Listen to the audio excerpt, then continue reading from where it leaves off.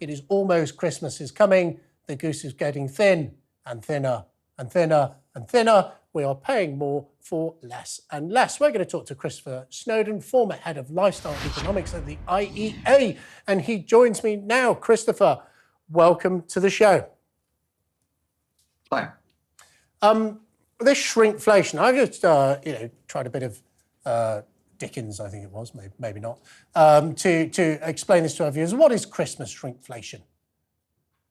Well, it's the same as normal shrinkflation, but at Christmas. I mean, this has been going on for many, many years, particularly with things like crisps and chocolate bars. Rather than increase prices, or sometimes as well as increasing prices, companies like to make the products a bit smaller so they can save on production costs. So is this a serious? Are you telling me that my Terry's chocolate orange is going to be smaller this year? People do traditionally put satsumas at the bottom of stockings. In the Berry household, it's a Terry's chocolate orange. Is it going to be smaller this year? Quite possibly. Depends what you buy. I mean, chocolate orange is actually a very good example. A few years ago, they made the slivers of chocolate oranges quite significantly thinner. I have to say that it's not just companies trying to pass us or save money.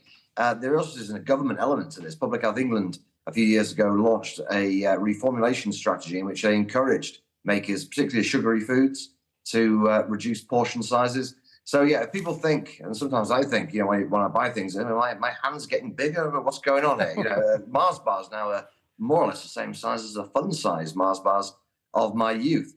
This is actually, a lot of it is partly down to deliberate government plans to try and reduce obesity by making portions smaller. What's actually happened in practice, we've got to the point now where people have to buy, or feel they have to buy, 2 of these. And very often now, you'll probably notice if you buy a pack of crisps, you get the large grab bag size. If you buy a Mars bar, other chocolate bars are available. If you buy a Mars bar, you often get the duo. Sometimes the duo or the grab bag is the only option. So ironically, it's actually making people probably eat more rather than less, and increasing the profits of the food companies.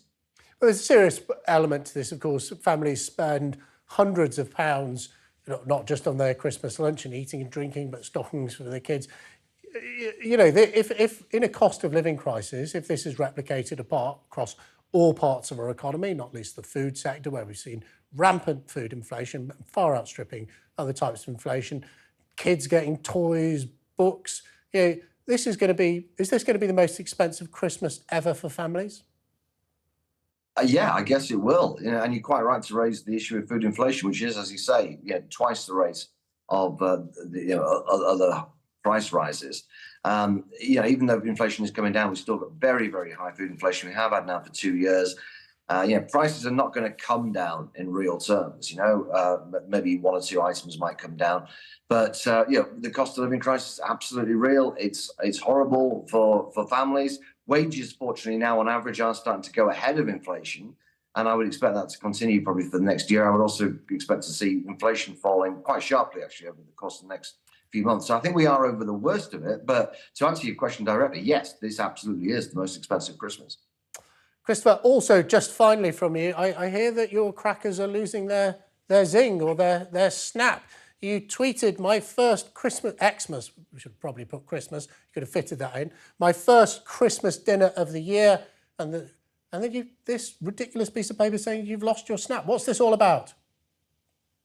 I was at the House of Lords for a lunch last week, and the crackers didn't have any bang in them. I thought initially that one of them was just broken. Sometimes you get a cracker, you pull it, nothing happens. Pulled another one, everyone pulled the crackers, no bangs coming out from anywhere. Turns out this is a green initiative, which apparently the Houses of Parliament are on board with, to make crackers 100% recyclable. All the little gifts inside were made of cardboard. They were rubbish. I really don't think this is going to save the planet. Perhaps the killjoy element is going a little bit too far with this, I think. Christopher, thank you for joining us. Crackers lost their zip. I don't think shrinkflation is the right term. I think it's Grinchflation. I think the Grinch has got out there and he's ruining everyone's Christmas.